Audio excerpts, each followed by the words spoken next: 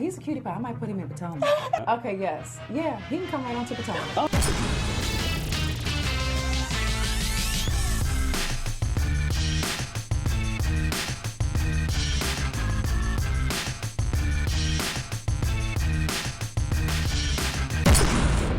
So what's up, guys? It's your boy Richie Skye, Skye Squad. We are in the building with Monique Samuels from the Real Housewives of Potomac. She is a mother. She is an author. She is a rapper, bird owner, and so much more.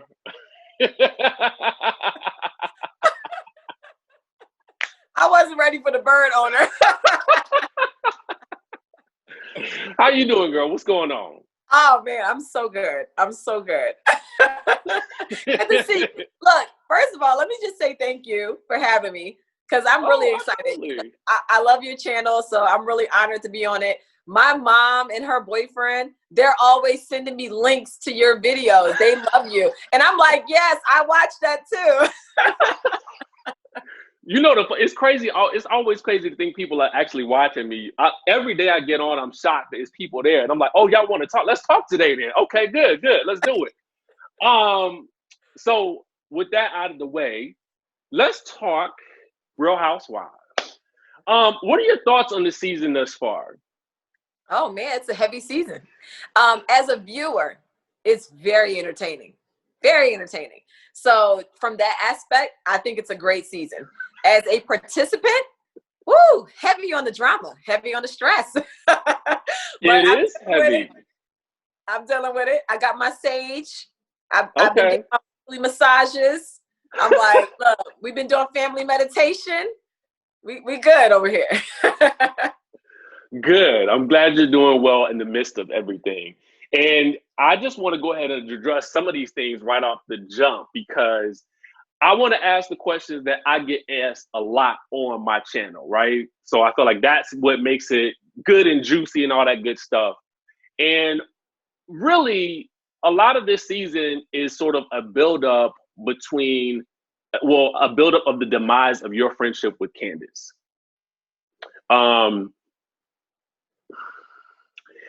Can you just talk to us about where you are at this point in the journey of the season? We're at episode 5, right? You guys had a little kind of tiff at the sip and see. Yes. And during that last episode, we got, well, I guess it was the episode before or something after that dinner. We got a little clip of some audio between you and Candiace. Yes. What was that supposed to convey to us? I don't know what it was supposed to convey. I think that was their whack attempt at trying to make me look like I'm two-faced and try to prove whatever point she was making. But when I came out of that dinner, we had squashed it at the table. So when we came out and we're all laughing and giggling and, you know, we've been drinking and having a good time. At that point, that's when I grabbed her and I said, I had to. And I'm laughing and she's pissed. And the reason she was pissed is because we had this agreement that we would give each other a heads up when things are going to go down when we're filming. And she didn't give me a heads up about Charisse. I was totally caught off guard with that. And then the dinner happens and I knew I wanted to address this with her. Now, old Monique would have called her before the dinner and said, yo, that wasn't cool what you did with Charisse. Why wouldn't you tell me? And we would have had that talk off camera. But I said, you know what? I'm going to give her the energy she's giving me. So since you don't want to give me a heads up off camera, I'm not going to give you a heads up off camera. Now let's think back to season 4. She did the crap with the whole Amistad comment. She didn't give me a heads up then. And I was just like, whoa, blindsided by who? Ashley of all people. So there's this constant, you know, Moni look out for Candiace situation, but Candiace does what the heck she wants to do. And she doesn't regard me or give me a heads up. So that's what that was basically me telling her like, nope, I had to. So she didn't want to talk. I said, we can talk more off camera. And we never talked after that. Okay. So I want to take it back a little bit because again, these are some of the questions that I get asked every week. Yeah. So you guys had a dinner/lunch together at the start of the season that we only got flashbacks to. What happened in that conversation? In that conversation, I spent an hour and 45 minutes telling her that we can go back and forth all day about what you did that I didn't like and what I did that you didn't like. But how about us come up with a resolution? We both want to move forward. So let's make a pact. Let's make a resolution. Let's move forward. So at that lunch, we both decided that we would stop doing the things that the other person did not like. We would give each other some consideration. We'll look out for each other and we'll have each other's back. That's what we did. And for that whole long conversation, it wasn't until the very end that you saw the part where she said, you know, she starts crying with the tissue and all of that. That was after almost 2 hours of talking because she wanted to keep nitpicking every little thing. And I said, look, I did things that you didn't like. You did things I didn't like. But at the end of the day, let's figure out how we're going to move forward. And that's what we agreed on. No sooner than that lunch ends, she over here doing some little sneaky stuff behind my back, trying to set me up. But at the end of the day, I was like, I'm just not going to speak to the walrus. I'm just going to keep moving my own direction. I'm not giving you any life because I know what you're trying to do. And I'm not feeding into it. I'm not here for it. Everybody knew what that whole mess was about. So that's what that was. And you're talking about Sharice at coming to the anniversary party. Yes. So to me, if Candiace and I are friends and there's a person that she does not like who's going to be in a room, the first thing I'm gonna do is say, hey, I have this event coming up. I want you there, but this person's going to be there. So it's up to you if you want to come or if you want to stay, but I just want to give you a heads up. Right? Mm-hmm. Now, if Candiace and I are friends, how do I not know all this time that you and Sharice have like made an effort at our friendship? Had no clue. You can be friends with who you want to be friends with. I'm fine with that. But the whole thing was, it was so out of the blue to the point that when I saw her walk in, it never dawned on me that she was invited by Candiace. Never once dawned. I was like, oh, one of the Green Eye Bandits must have brought her along. That's how caught off guard I was in real life. And I talk to, when we talk about these discussions, I always talk to, when we're on the channel and we're discussing this, I always talk to everybody in the chat. Okay, family discussion. And this is why it was important, I feel like, for her to tell you that she was coming, because typically if somebody invite you to an event, what is a standard question that we always ask? Who all gonna be there? Because we want to know how to govern ourselves accordingly if we know that somebody we don't like is going to be there. So I don't think that was an unreasonable ask of you, right? Right. My other thing was, I feel like I wish that we could have seen that 2 hour, at least more of that 2 hour conversation, because they needed to start the season off with that. Because I feel like that was something that was needed for us to see, because it was a huge gap to only see it in flashback. Yes. So absolutely. That's just my little note to the editors. Now I want to take it one step back further, okay? Because this is another question I get, and I just want to clear these things up before we, talk about your single and your book and other things that are going to occur, okay? Yes. So, Sharice, or she who shall not be named. Okay. With regards to her, because there was the question is two questions, and I want you to just answer one by one. Mm-hmm. Before I even get to Sharice, people want to know why or how were you able to film with Gizelle, knowing what we now know about the allegations that Candiace clued us into, that there was this plot to bring up your youngest baby. Right. So I'll just ask a question to the people watching. What would you do if you have a situation that you do not want to give life to? And if you confront that person, everybody's going to be looking around like, well, what are they arguing about? Why is she upset? Now I have to explain to everyone why I'm upset. So I had to make a decision. Do I get along to get along and just let it ride and know what I know, but at the same time, keep my head on swivel and just do what I can do to be cordial for the group? And then if it does come up, I handle it. If it doesn't, then we just ride off in the sunset. I don't trust Gizelle. Let's make that clear. People giving her a little bit too much credit right now for her part in what's going on with me and Candiace. She has no part in that. That was collateral damage. She wasn't expecting that. Her only motive was to befriend me so that she can then bring Charisse around and then expose whatever it is that they wanted to tell as far as all those lies that have been going around. She didn't anticipate that me and Candiace would have a falling out because Charisse was there. She didn't know any of that. She ain't that smart. That's just something that just happened along the way. But like I said, I'll pose the question to the viewers. What would you do? My ultimate goal is to protect my family, to protect my children. Now, if I have an issue with somebody, it has to be explained why I have an issue with somebody. So for this, my kids, and you keeping my kids and my family out your mouth, I'm just going to keep my head on swivel, and then I'm going to just do my part, whatever I need to do, and be around the group and be as cordial as possible. And I think a lot of people have been in situations like that with people that we work with that we don't like, but we get along to get along because it's just easier in the long run. And now I think that it makes more sense why you weren't trying to say anything. And is that also the reason why you left the Sip and See when Charisse got there? I actually left the Sip and See at that moment because I really did have to record a podcast and I was hosting a charity event. So I was dressed for the event. I left that, picked up my husband, and we went straight to the charity event. So I really did have to go. But the reason why I wasn't going to give any life to the walrus in the room is because I already knew why she was there.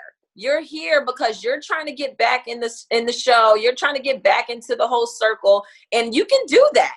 But you're not going to do it on my account. You're not going to do it at the expense of me.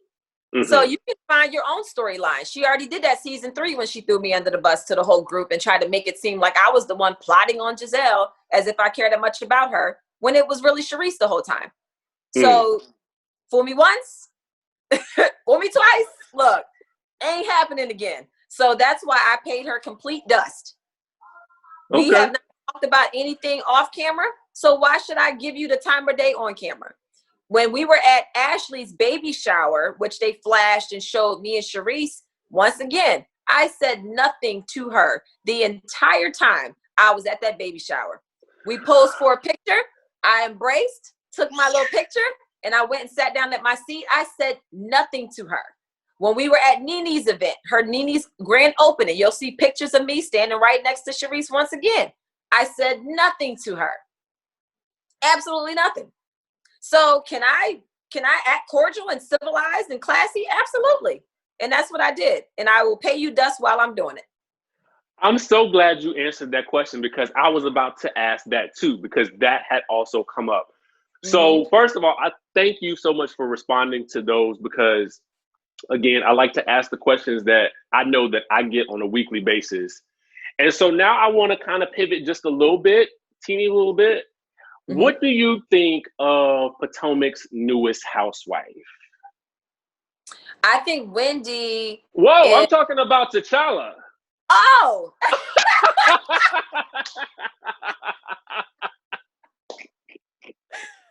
had no idea that Dr. Wendy was going to have so much competition this season with newbie. Look, she and T'Challa.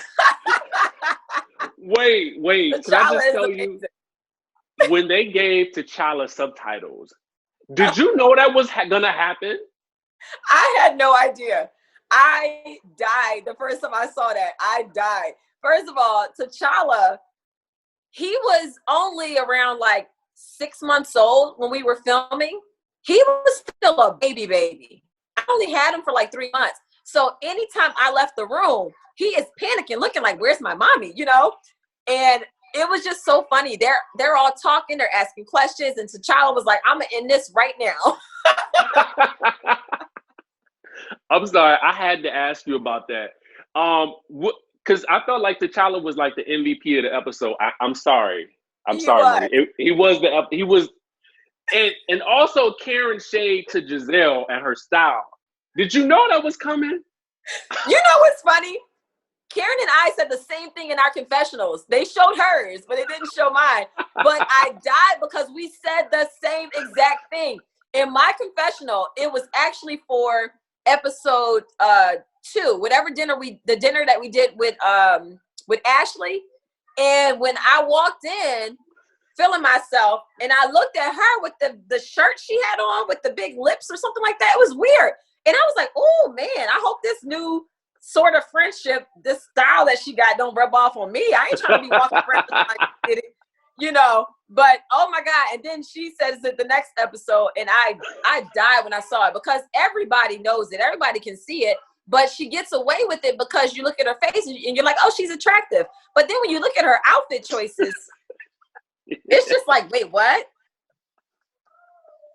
Something got to give. Somebody needs to start a GoFundMe so that she can get a stylist. How about that? So let me ask you about Wendy, okay? Specifically. Yes. Now, a couple of things occurred during this episode with her and Ashley, obviously, and the baby, right? Yeah. Do you feel like you had to give her a heads up about bringing her baby? Absolutely not. Because, first of all, I didn't know Wendy like that. I extended her the invitation to come to the River House, like I said on the show, because I wanted to get to know her more. So I didn't know about her issues with her daughter being premature. I didn't know any of those things. All I knew is that at the dinner we had for Ashley, she was one of the main people saying, yeah, after you've had, 1, 2, 3 kids, you don't really trip off for leaving them babies at home. Ashley was the only one who expressed having an issue separating from her baby, to the point where she wanted to bring baby Dean to that dinner that night. When we had the coming out dinner party at the restaurant in DC. So fast forward to the lake house, Ashley calls me and she said, hey, is there any way I can bring baby Dean and I'll bring my friend Eve so that he's not, bothering anybody? She said, I'm just having a hard time leaving him. As a first-time mom, when I had my son Christopher, there was no way I was separating from him that soon. So I totally understood it as a first-time mom. Being that the only conversation that I ever had with Wendy was her relating to having 3 kids in the same way that I had 3 kids, we were excited to be out and have a little break. So it never dawned on me that she would even feel that way, leaving her kids, being that she's the seasoned mom and her husband's a seasoned dad, and everything was under control. Now, had she called me and said, hey, Mo, I'm having a hard time leaving my baby, can I bring her? Absolutely. But I can't be the mind reader and think for everybody in their situations when I'm trying to get a whole house together. I'm driving back and forth 2 hours each way, in between getting my kids from school, getting them settled, setting up, taking orders, figuring out what kind of food they want to eat so that I can relay that to the caterer, making sure we got food and drink at the house, getting the whole house prepared. I bought these baskets for everybody with a little caddy so that they can use them for the shower, since there's not bathrooms in each bedroom. I bought bathrobes for everybody that had their names engraved on them. I'm over here being the hostess with the mostest and trying to do my part in that way to make sure that the house was ready and they'd be comfortable. So I didn't know that I was supposed to call each person and ask if they're okay leaving their kids, because Ashley decided to ask if she can bring hers. So I felt as though everyone in the group knew of Ashley's struggles of even leaving the house and also leaving her baby. So I didn't think that it would transpire into what it transpired into. Had no idea it was going to go that left field. Mm-hmm. Next time I'll just have a family weekend. Bring the whole family. Bring your husband, bring your boyfriend, bring your husband's mistresses, bring all of them. Just bring everybody. Speaking of this, I got to ask this question. Since you just kind of tipped the iceberg. With everything that Gizelle has brought up about, she said stuff about Karen and her relationship, stuff about Michael and Ashley. None of you guys have mentioned any of the rumors about her relationship or with her ex-husband, now turned new man. How is it that you guys were able to give her so much grace that she never gave you guys? because we're decent people. We're human beings who don't project our issues on other people, and we're not miserable. So my focus is not on her and what she has going on, ever. But you'll notice that people like her that always want to bring up other people's relationships and try to throw dirt on them, it's because they're the ones that have something to hide. So her with her decisions on who she wants to be with and who she's dating at the moment, she knows what's coming. So for her, the best thing she can do is to try to throw attention at everybody else. So nobody's watching what she has going on when she has the dirtiest closet, her and her man.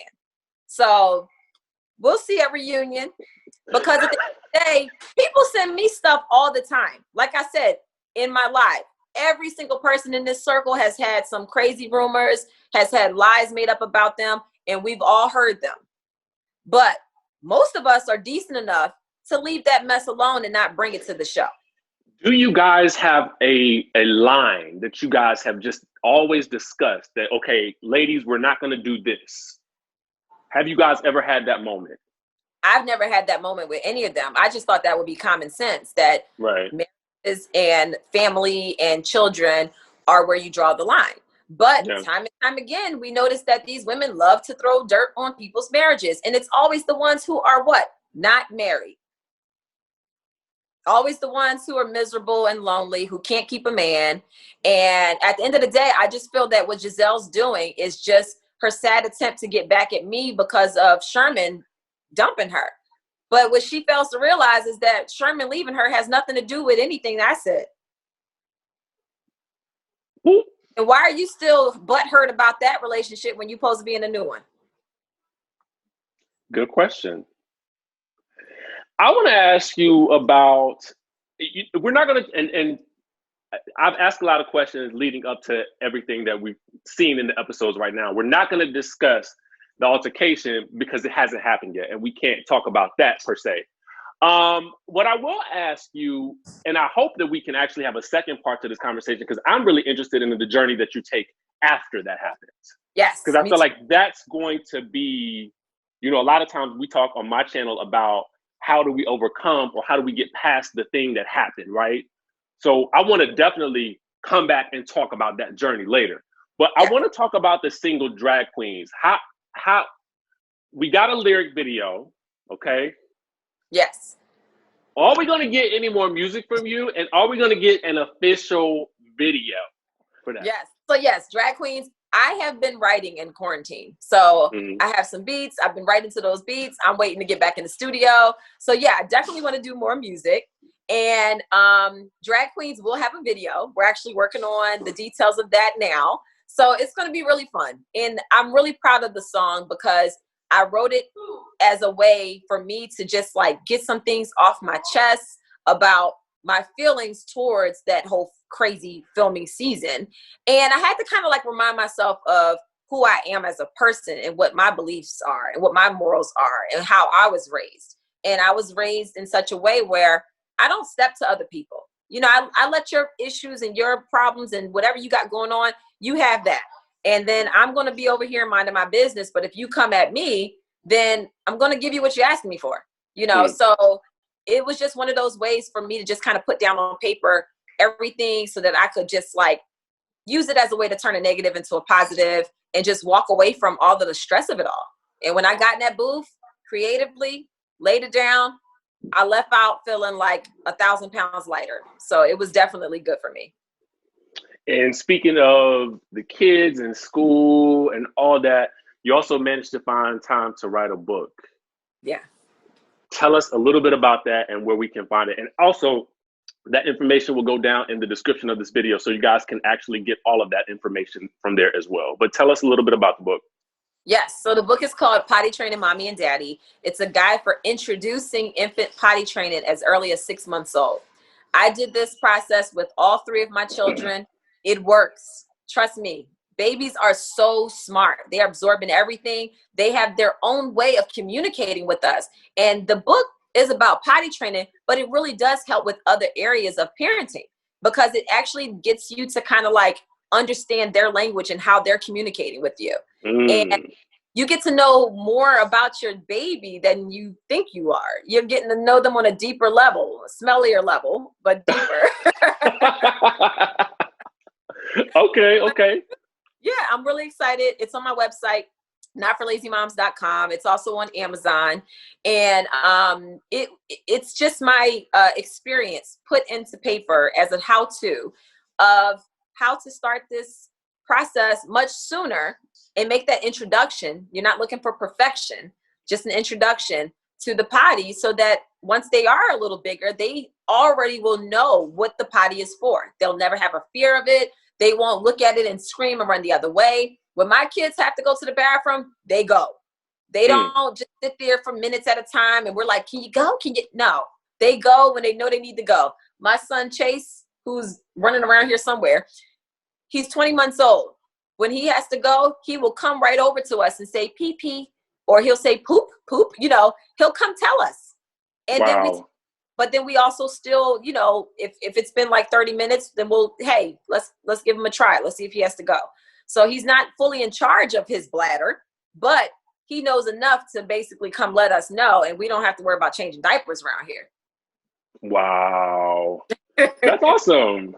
That is awesome. So if you guys are new parents out there, this is definitely the book for you. 2 more quick questions for you. Something fun. Okay. What other Housewives franchises are you watching, or do you watch? I love Atlanta. I'm always going to watch Real Housewives of Atlanta. I will never miss an episode. That is my absolute favorite of the franchise, for sure. Okay. I also watch Dallas. I watch Beverly Hills. I'm just behind. I watch New York. I watch all of them, but I'm kind of like behind. But the one that I will never be behind on, Atlanta. Atlanta. Okay. And so if you were to participate, because we had heard that Bravo was doing a Housewives All-Stars, if you were cast, who would be your ideal cast on a Housewives All-Stars with you? Oh, how many do I get to pick? Let's say 5 to 6. Okay, so I would definitely pick from Atlanta. Got to bring Porsha. Got to bring Kenya, because she makes things interesting. Okay, we got 2. Let's see. From New York, got to bring Dorinda, even though I know she left, but still, I would still bring Dorinda. From New Jersey, I would definitely bring Teresa. And then from Beverly Hills, I would bring Garcelle and who was my second person? Oh, it's kind of hard. Erica Jane. Okay. And then I just would have to throw one more in. From Dallas, who would it be? Dallas, I would bring Stephanie. Okay. Y'all would be a well-dressed cast. Yes. You picked all the flyest dresses. Yes. Perfect. So listen, again, thank you so much for doing this. I don't want to take up all your time today, because I definitely want to speak to you again a little later in the season, because I want to get your thoughts on what happens in the second half of the season, because it's only been 5 episodes and we have already, I feel like y'all have given us so much in 5 episodes than we've gotten in some seasons from some franchises. So y'all was working, okay? And y'all still are. So I want to say thank you for helping getting us through quarantine, because we definitely needed the comedy. Y'all have been entertaining thus far. I don't even know how y'all do. I don't even think y'all know that y'all being entertaining when it's happening. We're all natural comedians, for sure. I know I cut up all the time. Some people don't get my humor, because I like to go in with the jokes. But I'm just happy this season that everybody is having a comfortable time of just being funny. That last episode was probably my favorite ever of RHOP. It was hilarious. Honestly, everything. I said the same thing. I was like, honestly, that was probably the funniest episode of Housewives that I've seen all year long. And that's including New York. Okay, New York is usually hilarious, but y'all took the cake this year. Okay, so congratulations for that, and also to congratulations on the success of the book as well as the music. We want to hear more from you, and again, I want to continue to follow your journey as you continue to navigate your way through this sort of tricky Housewives landscape. And again, when we come back, hopefully we can ask you some more tough questions. I want to thank you for being a good sport about those questions as well. Thank you. Thanks for having me as always. This was great. Awesome. So don't go anywhere. I'm going to end this real quick. Guys, make sure you are following the channel. Subscribe. Follow us on Facebook as well. Click the link down below to hit the notification bell button for more videos. And we will see you guys in the next one.